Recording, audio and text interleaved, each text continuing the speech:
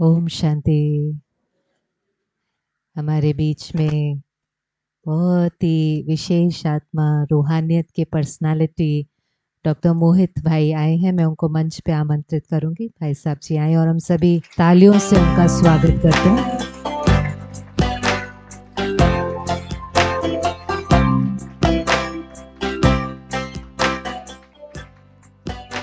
मैं जब मोहित भाई को देखती हूँ तो बाबा के वो जो शब्द हैं, रूहानियत की पर्सनालिटी, वो रूहानियत की पर्सनालिटी दिखाई देती है। आपको दिखाई देती? और बाबा कहते हैं रूहानियत की पर्सनालिटी ऐसी है जो नज़र से ही निहाल कर देती है। तो भाई जहाँ बैठते हैं, जो करते हैं, चलते हैं, खाते हैं, उसमें भी सेवा समाई हुई है। यज्ञ के शोकेस के विशेष शोपीस है।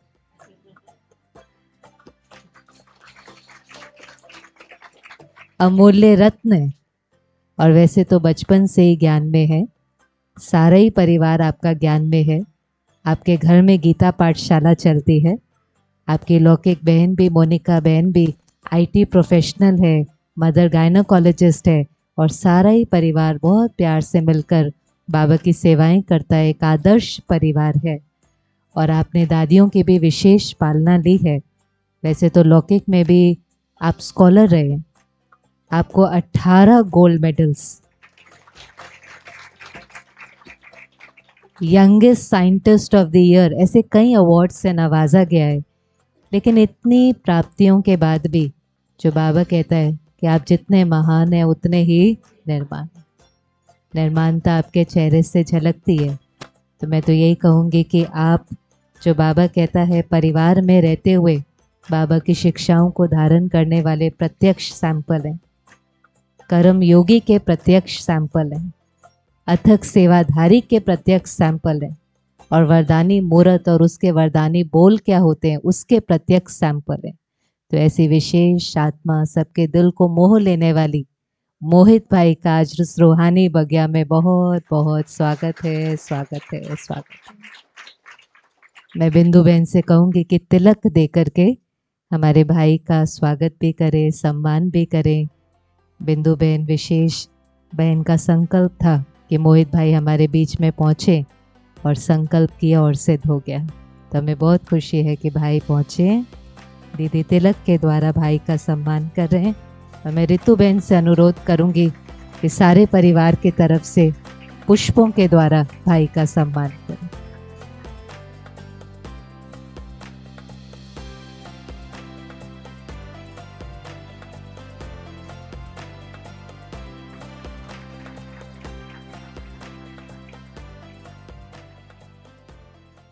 Om Shanti and good morning.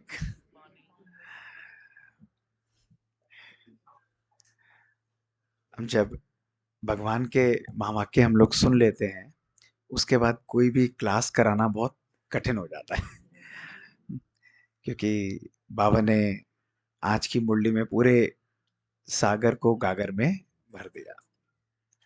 तो आज कल रात को भी मैं मुरली पढ़ रहा था, आज मॉर्निंग में भी अमृत वेले के बाद जब मैं वॉक कर रहा था तो मैं यही सोच रहा था कि इस इतने बड़े सागर को, क्योंकि बाबा ने ज्ञान युक्त बोला, यानी ज्ञानित्व आत्मा है।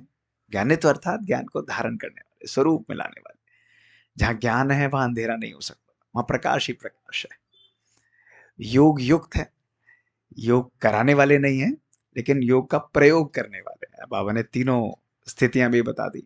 संस्कारों पर भी प्रयोग करना है, प्रकृति पर भी प्रयोग करना है, और विकारों पर भी प्रयोग करना है।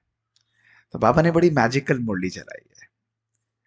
फिर इन सब बातों को सोचते हुए मैंने एक संकल्प चलाया कि मैंने कहा इस सारी मुरली का अगर हम एसेंस लेंगे तो कई बारी मुझे याद है जब मैं लंदन में जाता था तो दादी जानकी के साथ गाड़ी में जा रहे होते थे, तो दादी जानकी बड़े प्यार से बोलती थी, जयंती दीदी, दादी और हम आगे बैठे होते, तो दादी कहती थी कि मोहित 1 मिनट में या एक शब्द में मुरली को रिवाइज करा सकते हो? 2001 की बात है। मैंने कहा दादी एक शब्द में, एक उसमें कैसे मुरली रिवाइज होगी? तो हम पॉइंट सुना देते थे तो मुस्कुराने लगती थी। तो वो धीरे-धीरे संकल्प चलाते हुए आदमी जब अभ्यास कर रहा था, तो मैंने कहा आज की मुरली का अगर एक शब्द में हम पूरी मुरली का एसेंस निकालना चाहें, तो वो शब्द कौन-सा होगा? हाँ? प्रयोग। प्रयोग तो योग के लिए बोला, लेकिन एक शब्द जो सब चीज़ों को पूरी मुरली को समराइज़ करके साकरी में ले आए। परिवर्तन, प्रयोग। हुँ, हुँ। आज की मुरली की अगर एक शब्द बहुत पावरफुल रहेगा, तो पता है वो शब्द क्या है? वो है अनुभवी मूरत बनना। अनुभवी मूरत।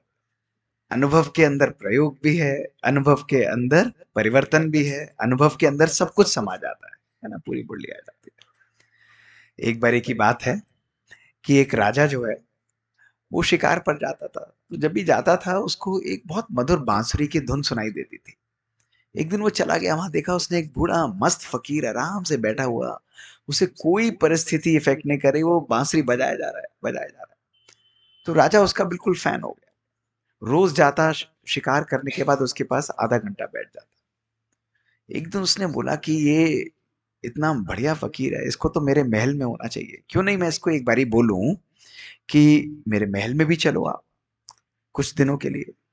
तो एक दिन राजा ने फकीर के पास जाकर बोला कि आपको मेरे साथ मेरे महल चलना है, मैं आपको इनवाइट कर रहा हूँ, क्या आप चलेंगे?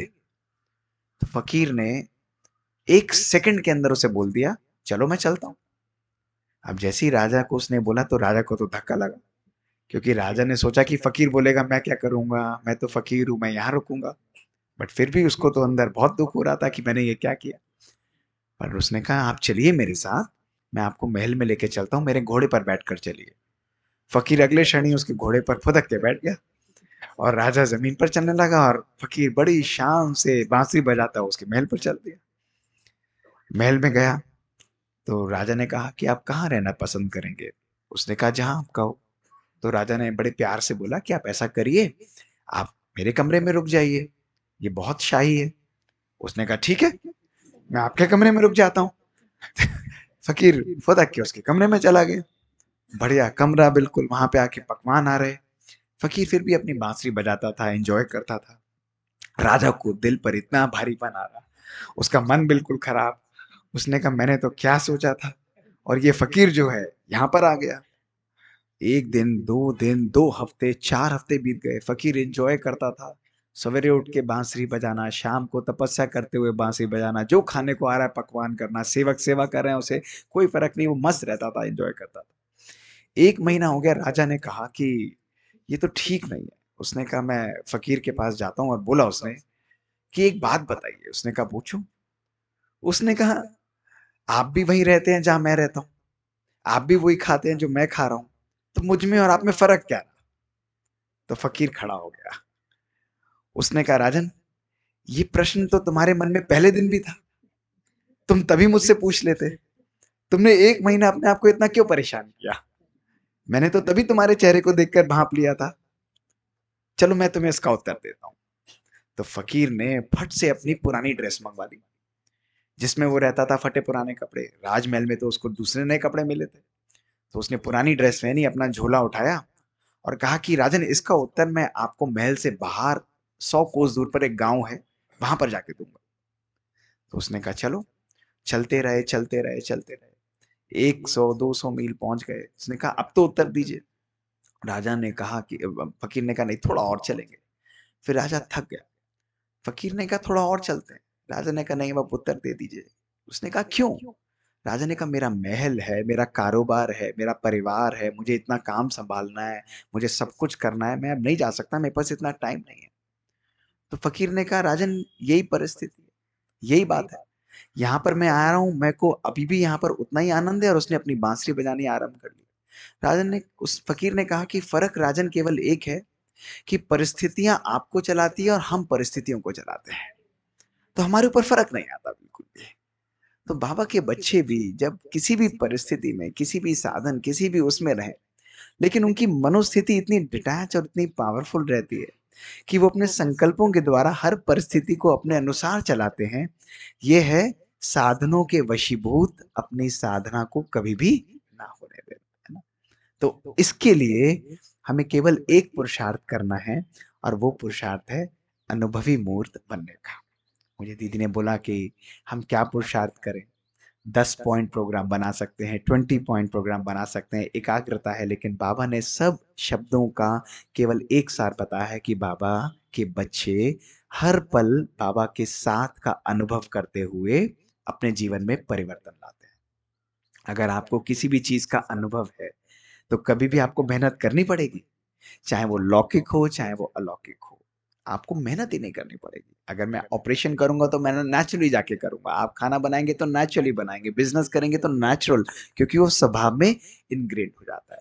और यही पुरुषार्थ हमने डे वन से 38 ईयर्स बैक जब हम 1985 में आए थे ज्ञान में, तब से हमने इसको अपना बेसिक प्रेमिसेस बनाया कि बाबा को अपनी लाइफ में यूज करना है।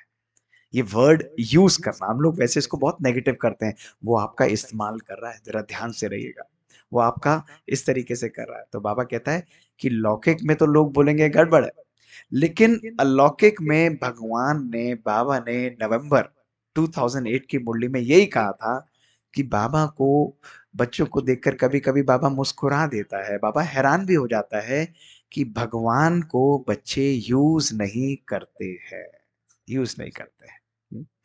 तो रोज मुरली सुनना, रोज आकर अच्छी अच्छी बातें करना, योग लगाना, लेकिन उस योग का प्रयोग करके, बाबा के साथ का अनुभव करके उसको अपने जीवन में उसकी प्रेजेंस को महसूस करना, ये है परिवर्तन लाना। ये है परिवर्तन लाना, ये अनुभव करना कि इस क्षण भी, इस समय भी बाबा यहां पर है, उसकी प्रेजेंस का अनुभव करना, उसकी पावर का अनुभव करना, उसकी शक्तियों का अनुभव करना, जब जहां पर जैसे जितना जिस प्रकार से चाहे उस प्रकार से अनुभव करना, ये है बाबा के साथ सदा कंबाइंड रहना। तो बचपन में जब हम लोग आए, हम भी छोटे छोटे बच्चे थे, और फर्क केवल ये था कि यज्ञ उस समय बहुत एक्सपैंडेड नहीं था, ज्यादा बच्चे भी नहीं होते थे, और ब्रह्मा कुमारियों का जाल जो है वो बहुत ही पावरफुल रहा है शुरू से। हमारे भी परिवार में हमारे फादर की साइड पर काफी पावरफुल फैमिली थी, सब भाई बहुत बड़े थे। तो हमारी दादी पहले गई थी ब्रह्मा कुमारियों के पास, 70s की बात है, और दादी ब्रह्मा कुमारियों के जाल में फंस गई बुरी तरह। तो जब वो फंसी तो हमारी बड़ी बुआ को भी बहुत बुरा लगा कि ऐसे तो बहुत आधार खराब हो जाता है, क्योंकि ब्रह्मा कुमारियों के नाम से भी एलर्जी होती थी। तो बड़ी बुआ भी गई उस टाइम पर, उन्होंने भी 4-6 महीने कोशिश करी, फिर वो भी फंस गई। उसके बाद छोटी बुआ जी गई। छोटी बुआ एजुकेशन ऑफिसर थी, उन्होंने करीब 8-9 महीने कोशिश करी, उन्होंने भी फिर बैच पहन लिया हाथ में के। और फिर हमारे चार्टेड अकाउंटेंट्स छोटे चाचा जी थे, तो वो भी गए, उन्होंने कहा मैं इनको निकाल कर ही लाऊंगा भाई साहब, आप चिंता नहीं करो। अभिमन्यु की तरह गए थे वो भी। और आज 23 वर्ष बाद भी वो पूरे यज्ञ का चार्टेड अकाउंटेंसी का काम संभालते हैं। उन्होंने भी उसमें फंस लिया। हमारे पिताजी को थोड़ा सा टाइम लगा, मेडिकल डॉक्टर थे, और हमारी बुआ बचपन में जब हम 1-2 साल के थे तो हमें उठाकर 1-2 महीने के, तो मम्मी की गोदी से लेकर चुपचाप, जो यज्ञ का पहला सेंटर था वो कमला नगर में था, आप जानते हैं, जहाँ दादियां सब लोग जाते थे, तो जगदीश भाई साहब और चक्रधारी उनकी गोद में ले जाकर हमें बिठा देते थे। तो हम बड़े खेलते रहते, हमें क्या पता था, बच्चों को प्यार मिलता है तो वो वाइब्रेशंस और वो एनर्जी बहुत शुरू से ही रही, और घर में आते ही परिवर्तन पावरफुल तरीके से आरंभ हुआ, क्योंकि पापा गीता पाठी थे पक्के और मम्मी शिव की भक्ति। तो ये पावरफुल कॉम्बिनेशन बहुत अच्छा था। 1985 में जब हम लोग गए तो खुशी थी, उनको ये खुशी थी कि भाई हम लोग घूमने जा रहे हैं, और हमको एक खुशी थी हम तो पिकनिक पे जा रहे हैं, हमें कोई मतलब नहीं था कि हमें ब्रह्मा कुमारियों के पास जाना है, हम लोग एंजॉय करने जा रहे थे। गवर्नर्स कॉटेज में रुके, क्योंकि उनका मन था कि हम ब्रह्मा कुमारी के आश्रम में नहीं रुकेंगे, और मात्र 2 घंटे में, केवल 2 घंटे के अंदर फादर ने कहा हमारा यहाँ मन नहीं लग रहा, हम तुम्हारे भवन में, हमें वहीं पर रुकवाओ। और उस समय एक ही भवन होता था, ज्ञान योग भवन, वहां हम लोग चले गए। मम्मी पापा ने कोर्स आरंभ किया, और हमने चॉकलेट, टॉफी और दादियों की गोद लेनी आरंभ करी। हमने कभी भी कोर्स नहीं किया, आज दिन तक भी कोर्स बुक कभी भी नहीं खोली। कभी दादियों के कमरे में चले जाना, छोटे थे तो लाड़ प्यार भी बहुत होता था, कभी गाड़ी मिल जानी, कभी टॉफी मिल जाना, किसी के पास वो मिल जाना, दादी झूले पे बैठी है तो फुदक कर उनके पास बैठ जाना, और दादी भी प्यार से बिठा लेती थी। तो ऐसे ऐसा सानिध्य हमें मिलता चला गया। दादी का कमरा जो हिस्ट्री हॉल है, उसके सामने बड़ी दादी का कमरा होता था, उसके लेफ्ट में गुलजार दादी का होता था।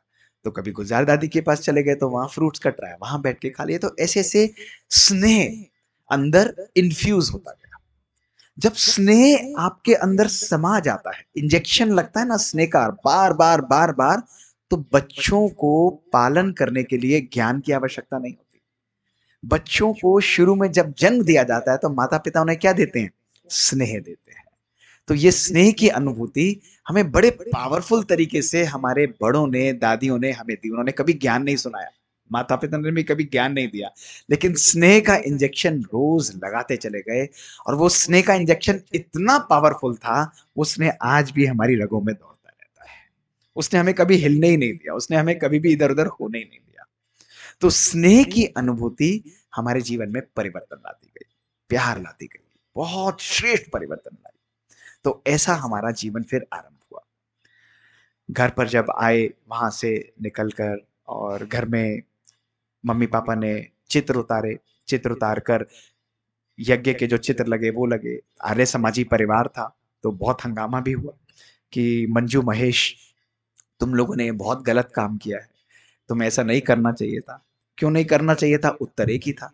उत्तर एक ही था कि बच्चे पढ़ेंगे लिखेंगे नहीं, और दूसरा बच्चे शादी नहीं करेंगे। लोगों को दुनिया में यही दो प्रॉब्लम होती है ब्रह्मा कुमारी से, कि एक तो शादी नहीं करेंगे और दूसरा एक पढ़ेंगे लिखेंगे नहीं। हम पर्दे के पीछे से छुप कर सुनते रहते थे। हमारी छोटी बहन भी थी, हमने भी कहा कि हमने कहा बाबा हम इतना पढ़ेंगे कि एक दिन यही लोग कहेंगे कि अगर बच्चे भी होने चाहिए प्रोफेशनल पर्सनल लाइफ में तो ऐसे होने चाहिए। तो हमारे नाना जी जो 1985 में जो ये कहते थे, ओपनली कहते थे कि आप क्या कर रहे हो, लोग इग्नोरेंट नजर से देखते थे। 1998 में आईएएस ऑफिसर थे, जब उन्होंने अपना शरीर छोड़ा, जब शरीर छोड़ा तो हमारा पूरा परिवार, बाहर से करीब 200-250 लोग आए हुए थे।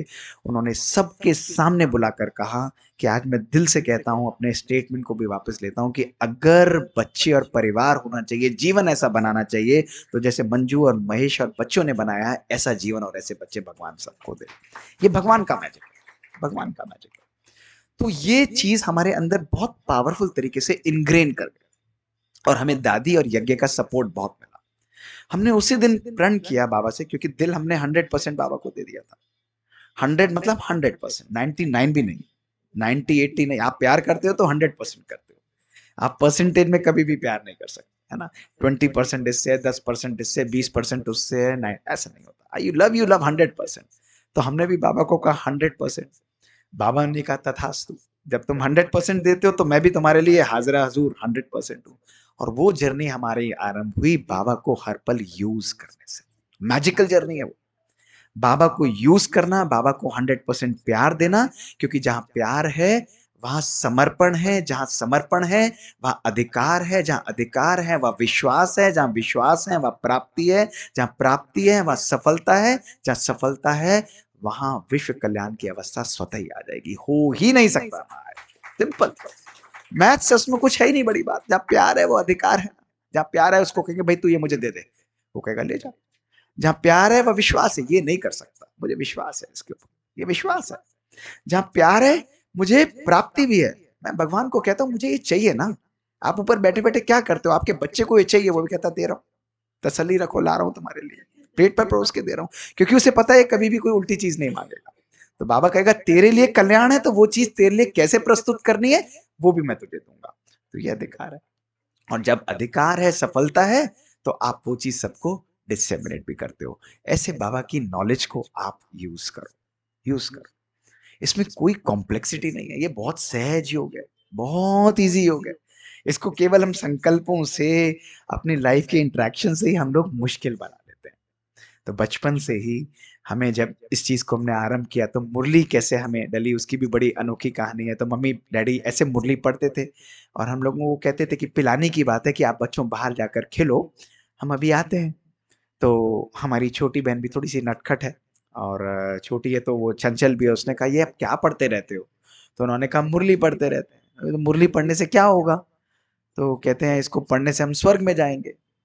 तो कहती हैं ये तो बहुत बढ़िया है, आप दोनों स्वर्ग में जाओगे, मेरे को भैया को नर्क में छोड़ के जाओगे? हाँ, ऐसा कैसे हो जाएगा? आप ये हमें भी सुनाया करो। तो 16 जुलाई 1985 से आज 21 जनवरी 22 जनवरी 2023 तक हमने कभी भी मुरली नहीं मिस की।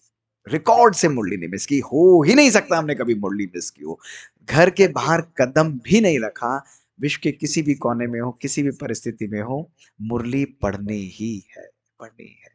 तो ज्ञान की वैल्यू रखना, बाबा के वर्जन्स की वैल्यू रखना, ये बहुत बहुत बहुत आवश्यक है। एक सच्ची बात पूछूं आप लोगों से, सभी उत्तर देंगे? पक्का देंगे? इस क्लास में कौन कौन है जो कभी रेयरली मुरली मिस कर देता है? हाथ उठाओ, पूरा पूरा हाथ उठा दो, पूरा ऐसे हाथ उठा दो, सच में पूरा। हाँ, तो देखो 50% 60% से ऊपर लोग हैं जो कहते हैं, स्वीकारते हैं कि हम लोग मुरली को मिस कर देते हैं। करनी चाहिए नहीं करनी चाहिए? करनी चाहिए नहीं करनी चाहिए? भगवान ऊपर से टाइम निकाले रोज, भगवान जिसके लिए भक्त रोज सवेरे आरती में कर रहा था ना, तो लोग आरती उतार रहे थे, कोई वो लेके दिया जा रहा था, जब हमारे कई बीके भाई बहनों को होश भी नहीं होगा। हाँ, उस समय की बात है। उस समय वो लोग उस भगवान की प्राप्ति के लिए जा रहे थे, और भगवान सज रहा था कि मैं अपने बच्चों को जाके मुरली रोज सुनाऊंगा, उनसे बात करूंगा, ये मेरे अपने बच्चे, मेरे दिल के नूर हैं, कोई नूर है मेरे दिल तक नशीन आत्मा है, उनको मैं राके मुरली सुनाऊंगा। और हम कहे बाबा कभी कभी मुरली मिस हो जाती है। आज के बाद एक भी हाथ नहीं उठेगा कल से, प्रॉमिस? पक्का प्रॉमिस? मुझसे नहीं करना, दीदी से नहीं करना, बाबा से कर, पक्का। इतनी वैल्यू हमें ज्ञान की होनी चाहिए। क्लासेस बाद में, बाकी चीजें बाद में, लेकिन सबसे पहले बाबा की मुरली, है ना? बाबा की मुरली से 4 पॉइंट लिए, ज्यादा कॉम्प्लेक्सिटी नहीं, 4 पॉइंट लिए, और 4 पॉइंट को लेके अपने जीवन में उनको धारण किया। तो बचपन से हमने, और ये इनग्रेन हमें दादियों ने किया, दादियों ने बहुत पावरफुल तरीके से किया। मैं आपको इंसिडेंट सुनाता हूँ। 2001 में जब मैं फर्स्ट टाइम अमेरिका जा रहा था, तो मधुबन गए थे जगदीश भाई साहब से मिलने के लिए, उनका अंतिम समय था, बहुत सिक थे। तो ओवरनाइट ड्राइव करके मैं एग्जाम देके पूरी फैमिली के साथ हम लोग गए। तो मॉर्निंग में ओम शांति भवन से क्लास के बाद दादी प्रकाश मणि ने कहा मोहित कमरे में आओ। मैंने कहा जी दादी आता हूँ। तो कमरे में मैं गया, तो कमरे में जाकर दादी ने बड़े प्यार से मुझे बुलाया और कहा कि तुम पहली बार जा रहे हो बाहर? मैंने कहा हाँ। तो दादी ने अंगूठी पहनाई, यही वाली अंगूठी, मैं कभी नहीं पहनता था अंगूठी उस समय तक। तो दादी ने कहा मोहित बाबा सदा तुम्हारा बेस्ट फ्रेंड है, इसको सदा ध्यान रखना। मैंने कहा जी दादी, और बड़े प्यार से गले लगा लिया, जैसे दादी होती है ना किसी की अपनी, तो बिल्कुल ऐसे गले पहन लेती थी। पूंगरे कहती थी वो हमें कि ये 2 पूंगरे हैं और ये 4 चतुर्भुज हैं। तो इस तरह से हमें पुकारा जाता था शुरू से ही। तो ये 2 पूंगरे आ गए, तो कहते हैं ये बड़ा पूंगरा जा रहा है, इसको बड़े प्यार से गले लगाया और कहा कि उस समय इंटरनेट ऐसा नहीं होता था, मोबाइल पे मुरली नहीं आती थी। तो शीलू बहन से ले कहकर पूरी मुरलियां मंगवाई, कहती हैं लेकर आओ, मोहित को मुरली दो, मैं अपने हाथ से दूंगी। पहले वो 1 महीने की लाई, तो मैंने कहा दादी मैं 2 महीने के लिए जा रहा हूँ। दादी ने कहा 2 महीने 15 दिन की मुरली दो। 2 महीने 15 दिन की पूरी मुरली पैक करके अपने हाथ से टोली का डब्बा देके कहा कि एक भी दिन मुरली मिस मत करना। ये वैल्यू है ज्ञान की, ये वैल्यू है। ज्ञान युक्त बात करना अलग बात है, लेकिन बेसिक्स जब हमारे स्ट्रांग नहीं होंगे, जब हमारा जो फाउंडेशन है अगर हमारा वो नहीं होगा, तो उसके ऊपर खड़ी हुई इमारत जो है ना, वो कभी भी मजबूत नहीं हो सकती। आप उसको डेकोरेट जितना मर्जी कर लो, उसको जितना पावरफुल बना लो, लेकिन हमारे एसेंस, हमने दादियों को ऐसे ही देखा, बैठे हुए हैं सवेरे उठकर प्यार से मुरली पढ़ रहे हैं, उसको चिंतन कर रहे हैं। और गुलजारदारी को मैं देखता था, उनके पास जाके चुपचाप बैठ जाता था। तो मुरली पढ़ने के बाद वो 2-2 पॉइंट्स अपनी सिंधी भाषा के अंदर वो नोट करके उनको लिखती रहती थी, बड़े प्यार से मंथन करती थी। तो ज्ञान का श्रवण करना, ये हम रोज करते हैं। श्रवण किया ना, कितनी पावरफुल मुरली अभी चली। श्रवण करने के बाद उसका मंथन करना, वो दूसरी स्टेज है। उसके बाद उसका मनन करना, और उसके बाद उसकी उस अवस्था के अनुभूति में योग के प्रयोग में मग्न हो जाना, यह है 4 स्टेजेस हमारे ज्ञान की। इसको हमने डेली अपनी लाइफ में यूज किया और आज दिन तक भी करते हैं। रोज ज्ञान की मुरली को पढ़ना सबसे पहली चीज। उसके पॉइंट्स को लेकर मैं पूरी मुरली याद नहीं रख सकता, कोई भी नहीं याद रख सकता, तो मैं केवल 4 पॉइंट्स वो लेता हूं जो मेरे लिए बहुत इंपॉर्टेंट रहेंगे आज, जो मेरे लिए आज स्थिति और परिस्थिति के रूप में मेरे सामने आएंगे, और उनको मैं धारण करके मंथन करता हूं, और उसी बात को लेकर मैं अन्य आत्माओं को, दूसरों के आगे मैं उसको परोस कर देता हूं, उनके साथ शेयर करता हूं। तो ये अवस्था हमारी बहुत पावरफुल और बहुत यूनिक बन जाती है। तो हम सब रोज जब ज्ञान मुरली को सुने, उनके पॉइंट्स को लेकर बार बार चिंतन करो कि बाबा ने आज किस तरह हमें पॉलिश किया, किस तरह इस हीरे को तराशा, इस किस तरह ये ज्ञान की ऊर्जा हमको दी है, किस तरह मैं व्यर्थ बातों को अपने जीवन से हटा सकता हूँ और सार्थक बातों को अपने जीवन में ला सकता हूँ। तो ऐसे हमारा जीवन फिर आरंभ हुआ। 48 घंटे पढ़ते थे, दिन और रात ऑपरेशंस करना, हॉस्पिटल में जाना, लेकिन रात को भी आते थे तो हमारे फादर मुरली लेकर बैठे होते थे कि मोहित 10 मिनट भी टाइम लगेगा तो मुरली प्रॉपर्ली बच्चों को सुनानी है और सुनाकर ताकि ये बच्चों का एक भी दिन ये मिस ना हो। ऐसी एनग्रेविंग, ऐसा कल्चर, ऐसा जो जैसे कहते हैं ना मूर्ति को ठोक ठोक कर प्यार प्यार से ये तराशा गया, इस तरीके से हमें करना है। तो ऐसे ही हमें अपनी भी स्थिति को पावरफुल बनाना है। उसके बाद जब हम गए कॉलेज के अंदर एडमिशन्स हुआ, बाकी जगह गए तो हर जगह बाबा के साथ का ज्ञान पढ़ रहे हैं, बाबा के कमरे से होकर हॉस्पिटल जा रहे हैं, अपने कॉलेज जा रहे हैं, वापस आ रहे हैं तो भी बाबा के कमरे से होकर आ रहे हैं। हर एक्टिविटी में पार्टिसिपेट करना, कभी भी कॉलेज और हॉस्पिटल की एक्टिविटी से डिटैच नहीं हुए। फेस्टिवल्स हो रहे हैं तो फेस्टिवल्स में सेक्रेटरी भी हैं, स्पोर्ट्स सेक्रेटरी भी हैं, कल्चरल सेक्रेटरी भी हैं, पार्टिसिपेट करना है, क्विज सेक्रेटरी भी है, जगह जगह जा रहे हैं, इंजॉय कर रहे हैं, लेकिन मर्यादाओं का जो घेरा था उसको हमने कभी भी अपनी लाइफ में तोड़ा नहीं। मम्मी और पापा ने, बाबा ने फेथ किया, उस फेथ को हमेशा हमने पावरफुल तरीके से एनग्रेव करके होल्ड करके रखा, हमने कभी भी मौका नहीं दिया। और इसलिए बाबा हमेशा हाजिरा हजूर रहा। बाबा को हमने जो कहा, जैसे कहा, बाबा हर प्रकार से उस परिस्थिति को हमारे सामने क्लियर करके रखता चला गया। मुझे बड़े मजेदार एग्जाम्पल्स भी ध्यान आते हैं कि एक बारी की बात है कि 1993 में जब मैं एग्जाम दे रहा था एनाटॉमी का, एग्जाम दे रहा था, तो हमारे कॉलेज में एक बुजुर्ग व्यक्ति आए थे, उनको हार्ट की बीमारी थी, बहुत डिफिकल्ट थे। तो हमारे बैच में 25 लोग थे, उनमें से 21 को फेल कर चुके थे और उसी में मेरा भी नंबर था, तो मैंने कहा बाबा आज तो बुरे फंस गए, अब यहाँ पर क्या होगा। तो आप समझ सकते हैं कि कैसी परिस्थिति होगी। अब मेरा नंबर आने ही वाला था, मैंने कहा बाबा आ जाओ, कुछ कुछ तो मैजिक करो, कुछ तो करो, क्योंकि जिसने फेल करना है वो कुछ भी पूछेगा, आप जितना भी आंसर कर लो वो डिससैटिस्फाइड रहेगा। अब बाबा को तो पता था, तो बाबा ने भी क्या चाबी लगाई, बाबा ने उस भाई को वॉशरूम जा रहा था, तो मेरे इंटरव्यू से पहले वॉशरूम चले गए। अब वॉशरूम जाके आ जाएंगे, लेकिन उनको हार्ट की बीमारी थी तो इसलिए वो लिफ्ट से गए, तो लिफ्ट से नीचे गए। इन द मीन टाइम जब वो ऊपर आ रहे थे तो लिफ्ट खराब हो गई। अब लिफ्ट भी ऐसी खराब हुई, बिजली भी ऐसी गई कि वो दोनों फ्लोर्स के बीच में लटक गए। बाबा मैंने कहा तूने बहुत परेशान किया, थोड़ी देर यहाँ पे विश्राम कर। मेरा टर्न आ गया वहां पे। अब वो थोड़ा टाइम वेट किया, 5 मिनट हो गए, वो 15 मिनट अंदर ही लॉक्ड है। उन्होंने दूसरे एग्जामिनर ने कहा भाई बुलाइए दूसरे स्टूडेंट को, बाद में देखा जाएगा। हम अंदर नाचते कूदते पहुंच गए, पढ़ा हमने सब हुआ था, कोई परफॉर्मेंस में दिक्कत नहीं होती थी। तो उन्होंने जो पूछा पट पट पट पट आंसर करते चले गए। 15-20 मिनट हमारा वाइवा चला। जब हम गेट से बाहर आ रहे थे नाचते कूदते से, वो बेचारे पसीने पोंछते हुए लिफ्ट से बाहर निकल रहे थे।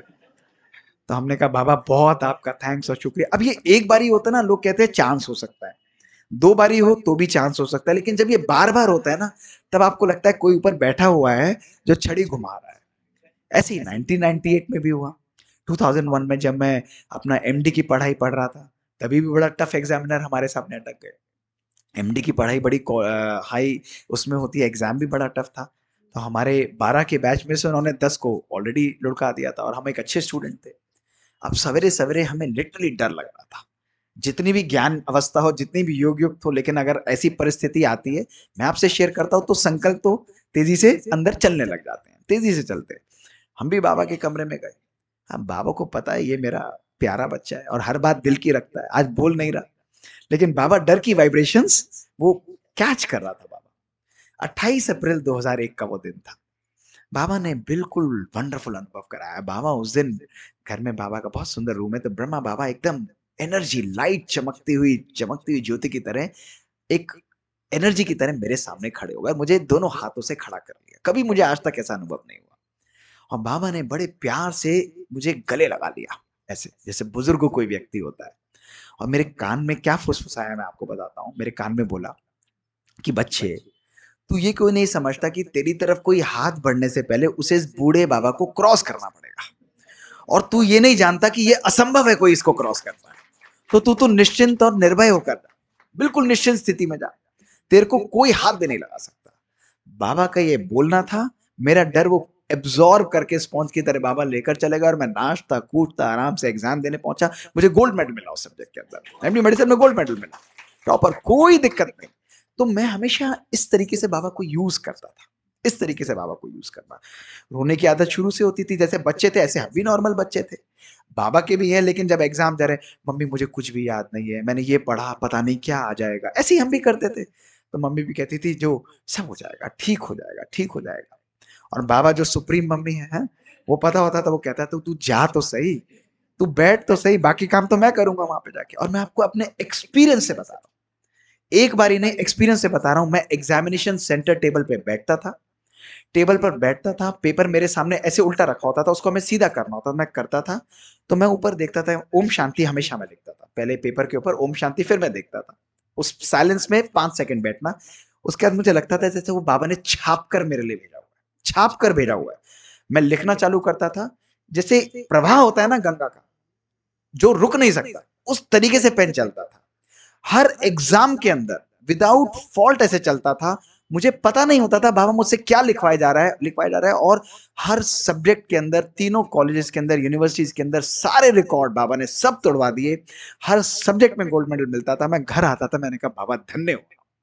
मतलब मैं पढ़ता हूँ, मेहनत में पूरी करता था, लेकिन वहां आकर बुद्धि का ताला कैसे खोलना है, वो सर्वशक्तिमान बुद्धि पर आकर ऐसा विराजमान होता था कि बाबा को एनाटॉमी भी पता होती थी, फिजियोलॉजी भी पता होती थी, बायोकेमिस्ट्री भी पता होती थी, सब जगह बाबा लिखवाता था।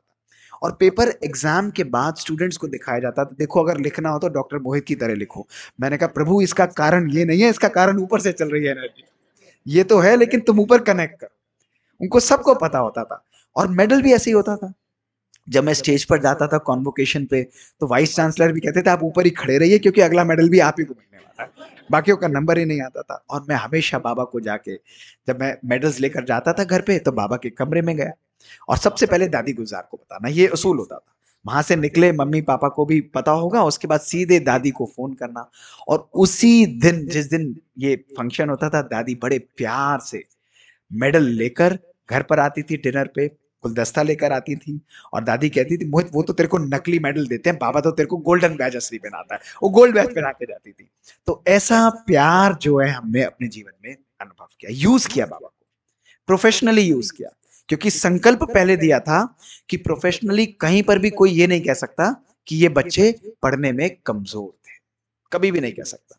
इसलिए इस प्रकार से हमने इस नॉलेज को हर लेवल पर इस्तेमाल करते गए, हर जगह बाबा को हमने कहा आपको करना ही है। और बाबा भी कहता था मैं करूंगा ही, तेरे लिए मैं बंधा हूं। क्यों? क्योंकि हमारा स्वरूप बाबा के साथ कंबाइंड रहता था, उसको हम कभी अपने से अलग ही नहीं होने देते थे। आधार, अनुभवी मूर्त बनने का जो मूल आधार है, वो है बाबा के साथ सदा कंबाइंड रहना। कंबाइंड रहना, अनुभव करते हो कंबाइंड रहने का, है ना? अनुभव रहने, सुना है फेविकॉल ऐसा जोड़ लगाए जो कोई ना तोड़ पाए, सुनिए ना ये बात। तो ऐसा योग की शक्ति के द्वारा कस्टमाइज राज्यों का मेडिटेशन है हमारी। हमारी राज्यों का मेडिटेशन बड़ी कस्टमाइज्ड है। अगर हमारी राज्यों का मेडिटेशन में अगर आप रोज ऐसे उठ जाओगे अमृत वेला और उठकर चालू हो जाओगे, मैं आत्मा हूँ बाबा, आप ही सुप्रीम परमात्मा हो, पॉइंट ऑफ लाइट हो, वो शक्तियां आ रही हैं, तो थोड़ी देर तो योग लगेगा, उसके बाद हैंड पंप चालू हो जाएगा, थोड़ी देर लगेगा, उसके बाद फिर हो जाएगा। लेकिन हमारी मेडिटेशन कस्टमाइज्ड है। ये राज्यों का मेडिटेशन पूरे वर्ल्ड में एक ही मेडिटेशन है जिसको आप अपने अकॉर्डिंग कस्टमाइज कर सकते हो। और कस्टमाइज कैसे करोगे? अगर आज आपको बाबा से मटर पनीर चाहिए, आप मटर पनीर वाला योग लगाओ कि बाबा आज मुझे सुख की अनुभूति चाहिए, आनंद की अनुभूति चाहिए, आज वो कराओ। अगर आज आपको चाहिए शांति की अनुभूति, तो उस प्रकार का बाबा के साथ योग लगाओ। जो चाहिए, जैसा चाहिए, जिस प्रकार का चाहिए, बाबा के साथ उस संबंध की अनुभूति उस कस्टमाइज रूप में करो। बाबा कहेगा मैं ऑटोमेटिकली आपको अनुभव कराता चला जाऊंगा। ये चीज हमने बाबा के साथ अनुभव की। योग को कभी भी डिफिकल्ट नहीं होने दिया, डिफिकल्ट नहीं होने दिया। योग का प्रयोग अपने जीवन में करना, अनुभवी मूर्त बनना है। प्रयोग, बाबा ने क्या बोला? प्रयोग अर्थात अलग अलग प्रकार से उस चीज को अपनी लाइफ में टेस्ट करना, और उसके लिए बाबा को कंबाइंड रखना ये बहुत आवश्यक है, सहज और इजी रूप से कंबाइंड। सवेरे उठो बाबा आप मेरे साथ हो, घूमने चल रहे हो बाबा आप मेरे साथ चलो। आज मैं वॉक कर रहा था मॉर्निंग में आश्रम में, तो मैं वॉक करते करते सोच रहा था बाबा कितना मजा आ रहा है, चलो मैं ये देखता हूँ ये 100 कदम पर, इस 100 मीटर्स पर क्या मेरी और आपकी एनर्जी, क्या मैं आपको 100% याद कर पाता हूँ? आप बिलीव नहीं करोगे, 100 मीटर्स तक भी बाबा की उस याद को टिकाना कई बार हमारे लिए मुश्किल हो जाता है। उस स्थिति में, उस परफेक्ट अवस्था में रहना, कंटिन्यूअस अवस्था करना, उसका अनुभव करना, ये भी हमारे लिए एफर्ट लग जाता है। तो इसलिए इसका बहुत काल का अभ्यास बाबा के साथ हमें कंबाइंड रूप में रखना बहुत जरूरी है। रोज रोज उठना, समर्पण कर दो, बाबा बिजनेस तेरा, बाबा इस प्रकार से सब कार्य तेरा, सब तेरे को करना है, मैं तो केवल कठपुतली की तरह अपना हाथ हिलाता हूं। जब आप कठपुतली हो तो चलाने वाला अपने आप चलाता रहेगा, डांस कराता रहेगा, जहां कराना है वो कराता रहेगा। मैं हमेशा बाबा को ये कहता हूं कि आप तो हमारे सारथी बन गए हो।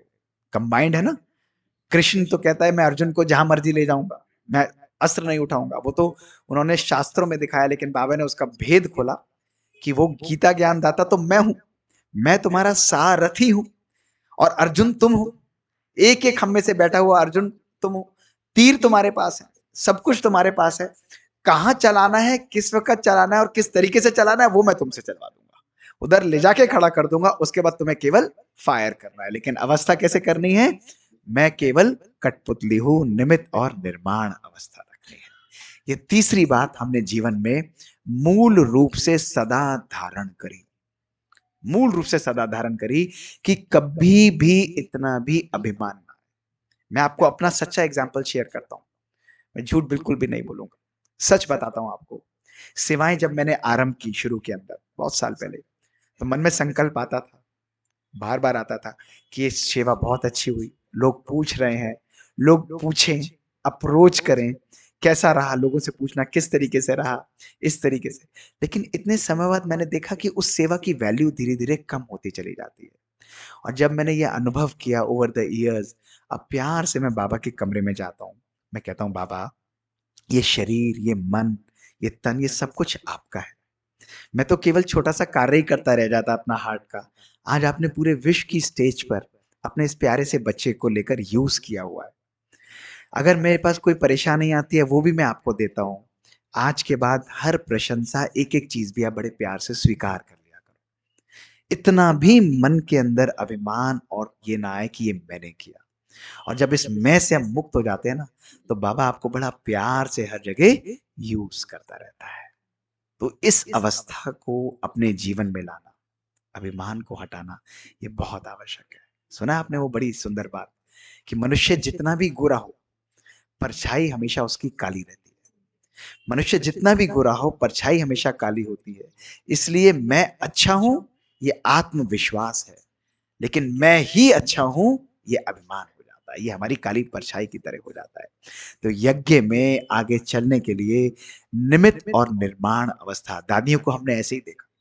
दादियों को एक बार याद है मुझे, 15 अगस्त का वो दिन था और हमें गुलजार दादी ने छोटे मानेसर में जहां वो रहती थी वहां पिकनिक के लिए बुलाया था। तो हमारा पूरा परिवार, एक्सटेंडेड परिवार भी, करीब 20 लोग दादी के पास गए थे, केवल दादी थे और गोपाल भाई थे, नीरू बहन थे, और पिकनिक के लिए गए थे। खूब पतंग वतंग उड़ाई, एंजॉय किया, डांस किया, स्पिरिचुअल खूब एंजॉय किया। उसके बाद लंच पर बैठ गए। अब लंच पर बैठे तो हमने कहा दादी आप बैठेंगी? तो गुलजार दादी उस समय क्या बोला, उन्होंने कहा कि हाँ आप तो हमको हमेशा खिलाते हैं, आज हम आपको खिलाएंगे। दादी ने कैसरोल उठाए, हमको बिठाया टेबल पर, और दादी ने एक एक को एक एक सब्जी अपने हाथ से परोसी।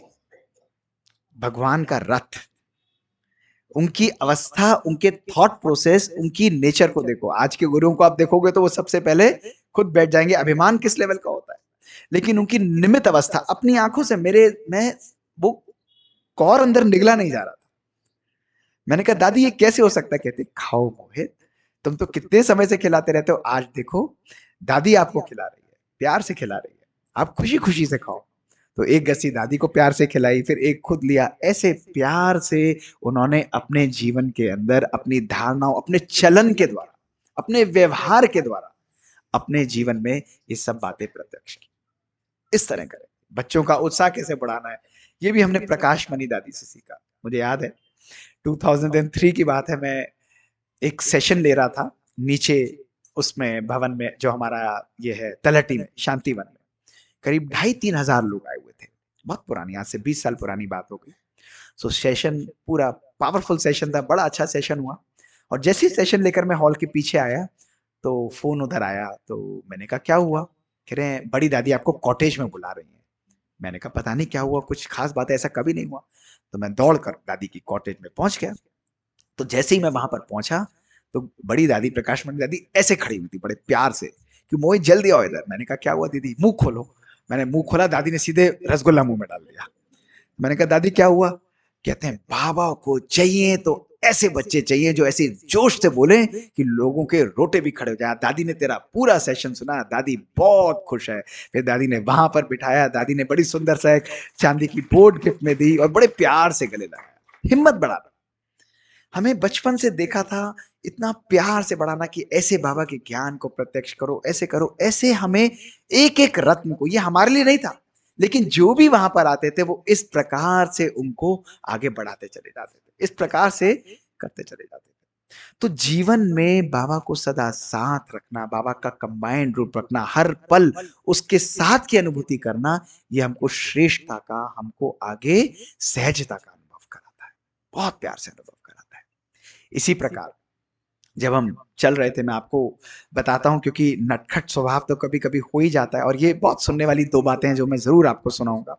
कि बीमारियां भी आती ही थी, और बीमारी जब ब्रेन की आई, तो ब्रेन की बीमारी हमारे लिए एक बहुत बहुत बहुत बड़ा प्रहार था, क्योंकि हमारे परिवार में बहुत हलचल हुई, मेजर हलचल हुई, क्योंकि मेरे को सीजर्स हुए थे और बहुत 18-19 गोलियां मैं खाता था। वो टफ टाइम्स थे किसी भी फैमिली के लिए। और लोगों ने बोला कि क्या हुआ तुम्हारे ब्रह्मा कुमारी वाले आश्रम में जाने से, देखो तुम्हारे बाबा ने क्या किया, ऐसे ऐसे शब्द हमें सुनने पड़ते थे। हमें तो ये क्लियर ज्ञान था कि ये तो हमारे कर्म भोग ही हमारे पास वापस आ रहे हैं। 84 जन्मों का जो भोगना है वो तो हमें किसी ना किसी प्रकार से शरीर और उसके द्वारा निकालनी पड़ेगी, इसलिए कभी भी दुख की अनुभूति नहीं होती थी। लेकिन सबको सेटिस्फाई कराने के लिए हमें अलग अलग जगह ले जाते थे। किसी ने हमें यहाँ अंगूठियां पहनाई, किसी ने यहाँ अंगूठियां पहनाई, किसी ने कुल देवता तो नाराज हो गए, हम हंसते हंसते सबकी बातें सुनते रहते थे। लेकिन बाबा ने हमें 2005 30 मार्च को बाबा ने ऊपर बुलाया, स्टेज पर गए थे बाबा से मिलने। और बाबा ने बड़े प्यार से बोला, मैं बाबा के पास स्टेज पर गया, और बाबा के पास पहली बार मैं जाके ऐसे झुक गया, मिला बहुत बारी था लेकिन बिल्कुल प्रणाम करते हुए होता है ना, मैं नतमस्तक होके झुक गया। तो बाबा ने बड़े प्यार से अपना हाथ उठाया, और हाथ उठाकर इधर ब्रेन में मांस था मेरे, बाबा ने ऐसे रखा बड़े प्यार से, और ऐसे रख के मुझे बोला, धीरे से बोला कि बच्चे, सागर में लहरें आती हैं और चली जाती हैं, लेकिन बाबा के बच्चे हमेशा सेफ रहते हैं। भगवान ने ये शब्द उच्चारे। और जब बाबा ने ये बोला, उसके 1 महीने 2 महीने बाद मेरी सर्जरी थी, मुझे वरदान मिल गया था। मुझे वरदान मिल गया था कि भगवान ने बोला कि बच्चे सेफ रहते हैं। लोगों ने इतना कहा ये डिफिकल्ट रहेगी, वो रहेगी, मैंने कहा मेरी ये सफलता निश्चित है। 6 घंटे की सर्जरी के बाद, ब्रेन की सर्जरी के बाद, आज तक कभी भी ऐसा नहीं हुआ। मैं उस सर्जरी के बाद मंडे को ही अपनी गाड़ी स्वयं चलाकर, ब्रेन सर्जरी के बाद मैं घर पर वापस आया। ये बाबा का मैजिक था, बाबा का मैजिक था। बाबा, दादियां आज भी बोलती हैं कि तेरे को हील करने वाला हमेशा बाबा है। फिर और लेजेंड्स आए, उसको दादी ने बताया कि योग के द्वारा कैसे अपने ब्रेन, अपनी इलनेसेस को हील करना है। इन्होंने अपने ऊपर प्रयोग किए, दादियों ने। उस प्रयोग को जब हमने अपने जीवन में धारण किया, उनको अपने ऊपर यूज किया, तो ये शक्ति का रूप हमारी लाइफ में लेते चले गए। तो ऐसे आप भी जब जा रहे हैं, अपने परिवार में परिस्थितियां आएंगी, इन चीजों को एसेंस के रूप में अपनी लाइफ में यूज करते रहिए। बाबा की छोटी छोटी नॉलेज को योग का प्रयोग करना, अर्थात हर परिस्थिति में उस अवस्था को श्रेष्ठ बनाते हुए अपनी मनोस्थिति को बहुत बहुत पावरफुल रखना। ऐसे ही हमारी 2010 में जब हमारा सिलेक्शन हुआ था यूपीएससी के अंदर, तो हमको उठाकर ट्रांसफर कर दिया गया और बहुत ही दूसरे हॉस्पिटल में किया। और हमारे कितने ही मिनिस्टर्स ने, हेल्थ मिनिस्टर्स ने, बड़े बड़े लोगों ने, दिल्ली के हेल्थ मिनिस्टर ने लेटर्स लिखे, 22 कम्युनिकेशंस हुई। लेकिन जो आईएएस ऑफिसर था वो नहीं माना। उसने कहा कि नहीं, इस ऑफिसर को मुझे ट्रांसफर करना ही है। और आप बिलीव नहीं करेंगे, वो 6 महीने का काफी पावरफुल स्ट्रगल था। उसने हेल्थ मिनिस्टर की बात को भी नकार दिया, फाइल पर नोटिंग डाल दी। तो 21 दिसंबर 2010 में मैं अव्यक्त बाबा से मिलन मनाने जा रहा था क्रिसमस के टाइम पर। तो बाबा के रूम में हमेशा जाता ही था, तो मैंने भी बाबा को प्यार से संकल्प दिया कि बाबा मैं जा तो रहा हूँ, हॉस्पिटल चेंज करना है, लेकिन मेरा संकल्प था कि अगर मैं इसी हॉस्पिटल में रुक जाता। तो बाबा ने भी बड़े प्यार से जैसे मुस्कुराते हुए हर बारी रिप्लाई देता है, बाबा ने भी कहा कि बहुत अच्छी बात है बेटा, तुझे भी 6 महीने बाद आज ही बाबा की याद आई है इसके लिए। हाँ, 6 महीने से तो तू इधर उधर कर रहा था कि ये कराएगा मेरा काम, वो कराएगा मेरा काम, कोई बात नहीं, तू जा बाबा के पास मधुबन मिलने आ जा। तो मैं बाबा के पास मधुबन मिलन मना कर आया। 27 दिसंबर का वो दिन था, बृहस्पतिवार का दिन था। मैं वापस आया, मेरे को मिनिस्ट्री से फोन आया, उन्होंने कहा आप अपना ऑर्डर ले जाइए। मैंने कहा ले जाऊंगा, 1 जनवरी से ट्रांसफर होना है, मुझे मालूम है, मैं चेंज कर लूंगा। कहते हैं नहीं सर, सब कुछ चेंज हो गया। मैंने कहा क्या चेंज हो गया? कहते हैं सर आप 21 तारीख को गए थे, 22 तारीख को पता नहीं क्या हुआ है, जो आईएएस ऑफिसर आपके कार्य में रोक लगा रहा था उसका ट्रांसफर हिमाचल प्रदेश हो गया। कोई समझ में नहीं आया, मुझे तो अभी तक ये बात समझ में नहीं है। और कहते हैं नई ऑफिसर आई, शकुंतला गैमलिन उनका नाम था। कहते हैं आते ही उन्होंने आपकी फाइल पहले मंगवाई, उसको क्लियर करके ऑर्डर को कैंसिल करके रिवर्ट किया, आपका ऑर्डर तैयार किया, अपना ऑर्डर ले जाइए, आप इसी हॉस्पिटल में रहिएगा। अब मेरी आंखों में आंसू।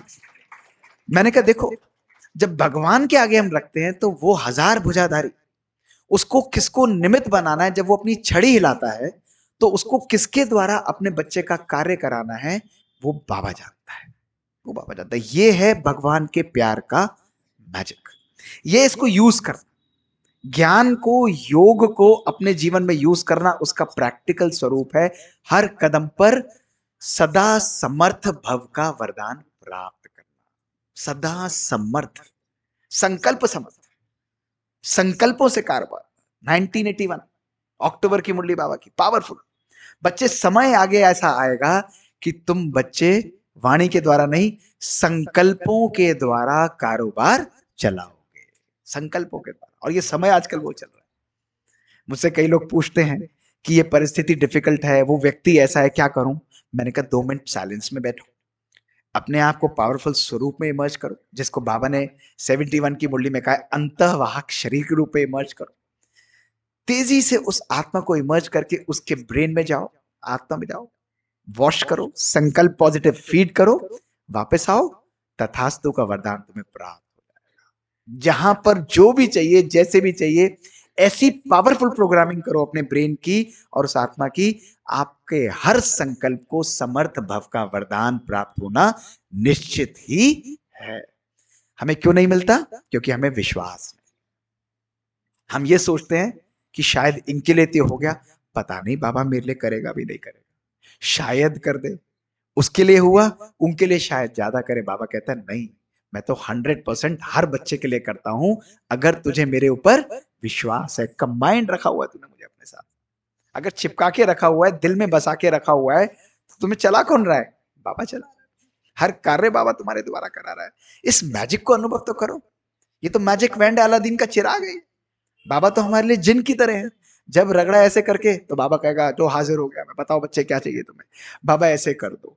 हमारे घर में भी ऐसे होता है, कभी कभी 3 लोग हैं, 4 लोग हैं, मम्मी भी 78 ईयर्स है, हम भी हैं, 50-100 लोगों का कभी भोजन बनाना है, तो मम्मी भी कहेंगी बाबा क्या कर रहे, ऊपर आके थोड़ी मदद कराओ ना आके। तो फटफट फटफट फटफट करके सबके हाथ चालू हो जाएंगे, हैंड्स चालू हो जाएंगे, और वो कैसे कार्य हो जाता है, बाबा कहता है लो मैं आ गया, मैं प्रकट हो गया, बच्चे तुम्हें बताओ क्या काम चाहिए, और वो सेकंड सेकंड में हर कार्य कराता चला जाएगा। किसी का बिजनेस ना चलता हो, कोई कहे कि बाबा क्या करे, बाबा क्या कर रहे हो, आप ही की तो ऐसा नहीं कहना कंपनी तो मेरी है लेकिन आ जाओ मदद करना है। बाबा को कहो बाबा मैं तो कठपुतली हूं, कंपनी आपकी है। ये भी नहीं करना सिर्फ चलाने के लिए आपकी है, बाबा सब मुनाफा मेरा है। ऐसा भी नहीं होना चाहिए। दिल बिल्कुल साफ होना चाहिए, दिल बिल्कुल वंडरफुल प्रिस्टीन माइंड होना चाहिए, क्लियर माइंड, बिल्कुल स्वच्छ मन, ऐसा मन जिसके अंदर कोई देखे उसको अपनी परछाई दिखाई दे जाए। ऐसे अपनी लाइफ को बनाओ कि कोई देखे तो उसे लगे ये मिरर है, रिफ्लेक्शन है मेरे लिए कि जीवन कैसा होना चाहिए। झांकते ही हमें जीवन में आनंद की महसूसता होती चली जाएगी। एक और आखिरी बात सुनाता हूं आपको, फिर 2 बातें सुनाकर हम 2 मिनट योग में बैठेंगे। ऐसे ही मैं, बाबा का प्लानिंग किस तरह चलती है, how Baba plans things for his children. ऐसे ही 2016 की बात है, तो परिस्थितियां तो बहुत आती ही थी, और ऐसे ही मंडे का वो दिन था, मैं हॉस्पिटल में पहुंचा, ऑपरेट करने जा रहा था, तो मुझे पार्लियामेंट से फोन आया पार्लियामेंट से फोन आया कि आपका ट्रांसफर और पोस्टिंग पार्लियामेंट में हो गई है। मैंने कहा कैसे हो गई? जैसे इमीडिएट रिएक्शन होता है, मैंने कहा ऐसे कैसे कर देंगे आप? मैंने तो कभी मांगा ही नहीं, आप मुझे नहीं कर सकते ऐसे, मैं नहीं ज्वाइन करूंगा। कहते सर पार्लियामेंट ऑफ इंडिया में हुई है, आपका ऑर्डर आया हुआ है, आपको करना ही पड़ेगा। और मैं लिटरली नहीं जाना चाहता था।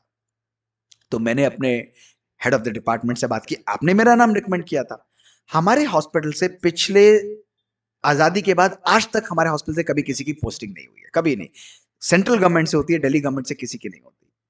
तो फिर मैंने मम्मी को बोला, उन्होंने कहा कोई बात नहीं, आप नहीं कर सकते, रिवर्स हो ही नहीं सकता, तो आपको ज्वाइन करना पड़ेगा। तो मैंने ज्वाइन कर लिया, एक हफ्ते में मुझे ज्वाइन करना पड़ा। मंडे को मैं पार्लियामेंट में बैठता था ऑनरेबल मेंबर्स के लिए, और सैटरडे को मेरी दृश्यता थी कि मैं क्यों जा रहा हूं वहां पे, लेकिन भगवान का प्लान अलग चल रहा था। उसके दिमाग में कुछ और चल रहा था कि यहाँ पे भी कैसे अपनी चीजों को करना है। वहां पर गए, सेक्रेटरीज आने आरंभ हुए, लोग आते थे, मैं कभी बैठा रहता था। तो बैठे हुए एक दिन सडनली रूम में तेजी से किसी ने दरवाजा खोला। मैंने कहा बताइए सर। कहते हैं डॉक्टर गुप्ता, मैं मिस्टर आनंद शाह हूँ। मैंने कहा बताइए। कहते हैं मैं मेंबर ऑफ पार्लियामेंट हूँ भारतीय जनता पार्टी से, और मैं चीफ स्पोक्समैन हूँ। मैंने कहा सर मैं आपकी क्या मदद कर सकता हूँ, मैं हार्ट स्पेशलिस्ट हूँ। कहते हैं नहीं, मैं आपसे कोई मदद नहीं लेने आया, लेकिन मैं आपको एक बात बताता हूँ। मैंने कहा बोलिए। कहते हैं मैं इधर से जब पास कर रहा था तो मुझे कोई शक्ति अंदर खींच रही थी, वो बार बार पुश कर रही थी तुम अंदर जाओ। तो मैंने दरवाजा खोला, दरवाजा खोल के मैंने देखा आप ब्रह्मा कुमार है, बैज आपने लगाया हुआ है, ओम शांति कहने के लिए मैं आया हूं। और आप बिलीव नहीं करेंगे, with in 25 days of joining, first time हमारा पार्लियामेंट ऑफ इंडिया के अंदर उनके सेक्रेटरी लेवल पर और हेल्थ ऑफिसर्स के लिए, उनके सिक्योरिटी काउंसिल के लिए हमारे बाबा का फर्स्ट सेशन वहां पर हुआ। फर्स्ट सेशन वहां पर हुआ। और आज 1 साल की पोस्टिंग तो होती है, आप देखिए आज 6 साल हो गए हैं, वो वहां से हमको रिलीव नहीं करते हैं। इस साल, पिछले साल मार्च में सारे ऑनरेबल मेंबर्स के लिए उन्होंने पोस्ट कोविड के अंदर बड़ा प्रोग्राम रखा, जिसमें उन्होंने कहा कि हम ब्रह्मा कुमारी का नाम नहीं लेंगे। बाकी स्पीकर्स भी बुलाए थे और जो ऑफिसर्स थे, और हमें साथ में बुलाया था। इंट्रोडक्शन में in front of 100 members of parliament और सारे सेक्रेटरीज, स्टेट सेक्रेटरी ने अनाउंस किया कि डॉक्टर मोहित गुप्ता बचपन से ब्रह्मा कुमारी इसके साथ अटैच है, राजयोग मेडिटेशन करते हैं, इसकी सुगंध इन्होंने यहाँ पे भी फैलाई है। और 20 मिनट्स के सेशन की जगह 40 मिनट्स उन सब ने सुना, और उन्होंने इतने खुश होकर कहा कि इस सेशन को पूरी पार्लियामेंट के लिए प्रॉपर हमें कराना चाहिए। ये बाबा का मैजिक है। बाबा की विजन कैसे चलती है? बाबा की विजन क्यों? क्योंकि हम छोटा देखते हैं, लेकिन बाबा देखता है मैं अपने बच्चों को आगे कैसे यूज करते चले जाऊं। तो मैं आपको केवल एक ही मैसेज देकर जाऊंगा कि देखो, बैलेंस बना के रखना जीवन में, हर चीज की अति नहीं, बहुत सहजता से। साधन है, लेकिन साधना में वो विघ्न ना डाले। सेवा है, लेकिन सेवा मेरी स्थिति में विघ्न ना डाले। स्थिति के महारथी बनोगे तो सेवा बाबा अपने आप कराएगा।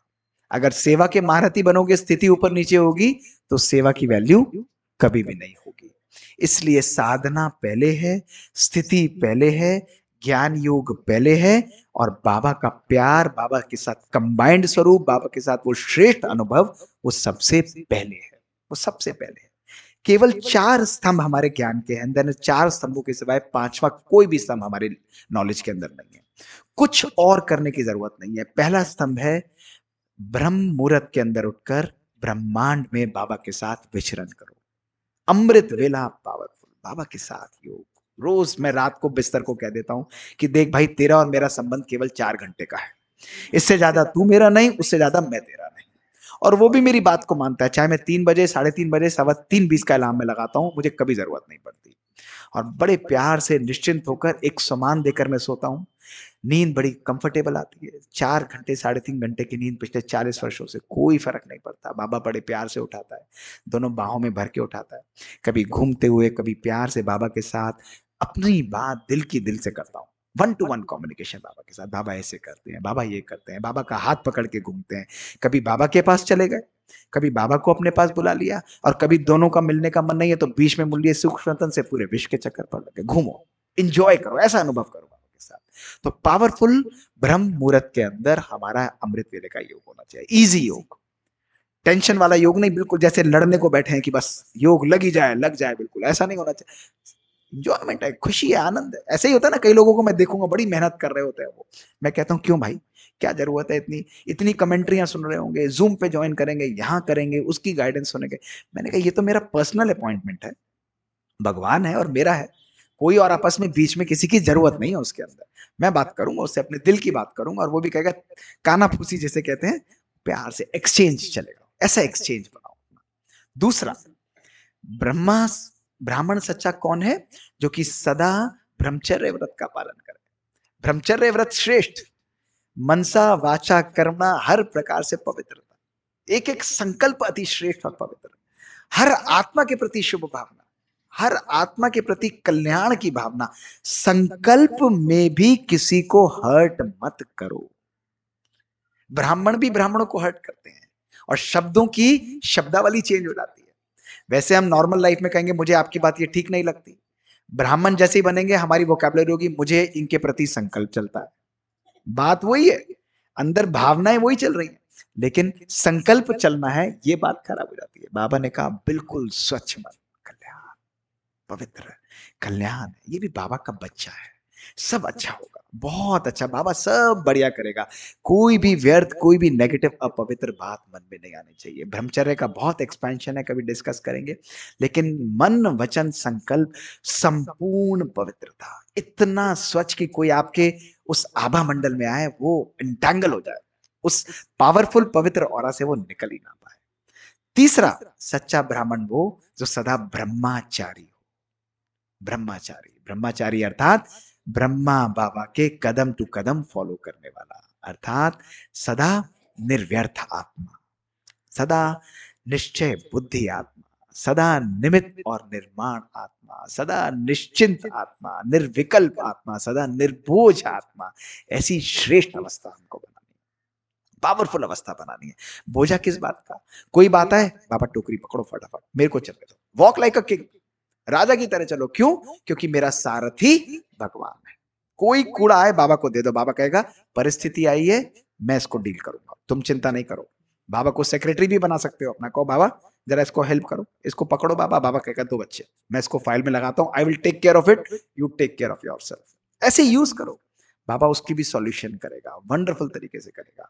तो इतना निर्बोझ अवस्था कि मन में कोई बोझा नहीं, केवल एक संकल्प, मन में कोई व्यर्थ संकल्प नहीं, कोई परचिंतन, कोई प्रदर्शन नहीं, उसने क्यों किया, उसको ऐसा नहीं करना चाहिए, ऐसा कर, उसका कार्य, उसने किया उसका भाग्य, मुझे नहीं करना है, मैंने सोचा भी तो मेरा अकाउंट उसके साथ बन गया, मुझे नहीं सोच। इतनी श्रेष्ठ स्थिति मुझे पावरफुल बनानी है, ऐसा रखना है। और लास्ट बात, सच्चा ब्राह्मण कौन? जो ब्रह्मा भोजन खाए, ब्रह्मा भोजन खाए, ब्रह्मा भोजन आनंद से खाओ, वैरायटी बनाओ, वैरायटी खाओ, बाबा को भी खिलाओ, बाबा को किस याद में बनाओ, मजे मजेदार हम घर में डिशेस बनाते हैं। ऐसी कोई जरूरत नहीं है कि हम केवल रूखा सूखा खाएं। बाबा कहता है अच्छा खाओ, बाबा की याद में बनाओ, अच्छा खिलाओ, लेकिन बाबा को मत भूल जाना। खाते खाते ऐसा ना हो कि गस्सी पहले तुम्हारे मुंह में गई और बाबा को नहीं खिलाई। प्यार से बाबा को कहो, मसाले भी डाल रहे हैं तो बाबा की याद का मसाला पहले डालो। कभी कभी हम घर में मजेदार कुकिंग करते हैं, अभी आने से पहले ही हंस रहे थे, तो मजे आ रहे थे, तो हम शाम को, जिस दिन आना था उससे एक दिन पहले शाम को मम्मी बोली मोहित तुम कल जा रहे हो, आज क्या बनाऊं? आज सोच रही हूँ मैं टिक्की बना लेती हूँ। मैंने कहा बहुत अच्छी बात है, ये तो बढ़िया बात है, बाबा को टिक्की बहुत पसंद है। वर्ड सुनो, बाबा को टिक्की बहुत पसंद है। पसंद किसको है? अंदर है, लेकिन किसको पसंद है? बाबा को टिक्की बहुत पसंद है, बहुत बढ़िया। फिर मजे की बात हुई, ऐसा करते हैं हेल्दी फूड बनाते हैं, बथुए के परांठे बना लेते हैं। मैंने कहा वो बहुत अच्छा है, लेकिन आपने, आपके बाबा को टिक्की ज्यादा पसंद है, बथुए के परांठे कम पसंद है, इसलिए टिक्की ज्यादा बेहतर बननी चाहिए। तो यू सी, आप हर चीज में जॉय और हैप्पीनेस को क्रिएट करते हो, कोई भी चीज में स्ट्रेस नहीं। ब्राह्मण लाइफ एंजॉय करने के लिए, खुशी के लिए, हर प्रकार से जब आप इसको करोगे ना, तो आपकी लाइफ बड़ी लाइट होती चली जाएगी। तो ऐसे ब्रह्मा भोजन बाबा की याद में बनाना, उसको खिलाना, बाबा आओ करो, इसको शक्तिशाली बनाओ, जिसको भी वो स्वीकार होगा ना, उसके तन और मन को शक्ति आती चली जाएगी। तो देखा, अनुभवों की गाथा जो है ना, आप सबके पास अनुभव है, वो आपको उसके लिए किसी चीज की जरूरत नहीं है, बस आप उड़ते चले जाओगे, उड़ाते चले जाओगे। और अगर आप सही मार्ग पर चल रहे हो, उसकी केवल दो ही निशानियां होंगी, खुशी और हल्कापन। खुशी अर्थात प्राप्ति स्वरूप, जिस आत्मा को प्राप्ति है वो सदा खुश है। और उड़ कौन सकता है, हल्का कौन हो सकता है? जो व्यर्थ से मुक्त है। तो यदि यथार्थ मार्ग पर हो, अपनी चेकिंग खुद करना, पूरे दिन कितनी खुशी रहती है और दूसरा पूरे दिन कितने हल्के रहते हैं, बस कुछ और जरूरत नहीं। यदि खुशी 100% है और हल्का 100% है, ज्ञान में एक्यूरेट चल रहे हो, नो स्ट्रेस, इधर उधर जाग भागना, इस जूम पे सुनना, 10 क्लासेस दिन में सुनना, इसकी क्लासेस को सुनना, नहीं। एक मुरली, एक अव्यक्त मुरली, एक अमृत वेला, एक शाम का योग, ये चीज पक्के हैं। आपका फर्स्ट 108 के अंदर सीट गारंटीड है, अगर इसको आप एक्यूरेट करके चलते हो। 108 बाबा कहेगा मैं मालाएं लगा दूं, अंडा लगा दूं, और किस चीज के लिए करना, बाकी एक्सेसरी है, लेकिन इन पे कॉम्प्रोमाइज मत करना। अगर हमारा बेस खराब हो गया ना, तो उसके ऊपर आप चाहे 20 क्लासेस टॉप लोगों की भी सुन लो, इनकी क्लास सुन लो, लेकिन मुरली मिस कर दी, उसकी वैल्यू नहीं, उसकी वैल्यू नहीं है। वैल्यू मुरली की है, भगवान के महावाक्य की वैल्यू है, इस गीता ज्ञान की वैल्यू है, उसको हमें कभी भी मिस नहीं करना है। ओके, करेंगे सभी लोग हैं? खुश खुश रहो, एंजॉय करो, कभी भी ब्राह्मण लाइफ को तनाव में परिवर्तित नहीं करना है। ये उड़ने की लाइफ है, खुशियों की लाइफ है। इतना खुश रहो कि हर एक को खुशी देनी है और खुशी में खगियां मारते रहना है। शुक्रिया, ओम शांति। 2 मिनट हम सभी बहुत शक्तिशाली याद में बैठेंगे और जो मोहित भाई ने कहा अंदर में संकल्प करेंगे, बाबा हम भी आपका एग्जाम्पल बनेंगे, ऐसा सपूत बच्चा बनेंगे कि हमारे चेहरे और चलन से भी विश्व की सेवा हो। हम भी अपने को संपन्न, बाप समान, संपूर्ण बनाएंगे, क्योंकि यही आज के क्लास का मैं समझती हूँ सार था कि हम भी मोहित भाई की तरह ऐसा बने। एक से इतनी सेवा हो रही है, सारी बगिया अगर ऐसी तैयार हो जाएंगी तो कमाल तो हो ही पड़ी है। तो बाबा का धन्यवाद भी करेंगे और बाबा को वायदा भी करेंगे। ओम शांति।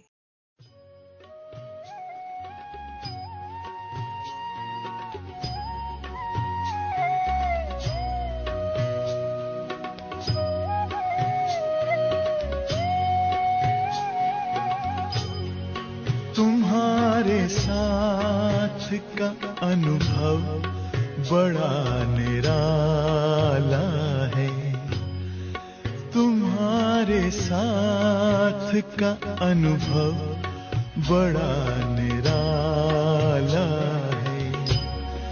मिले न स्वर्ग में वो सुख लुटाने वाला है, तुम्हारे साथ का अनुभव बड़ा निराला है।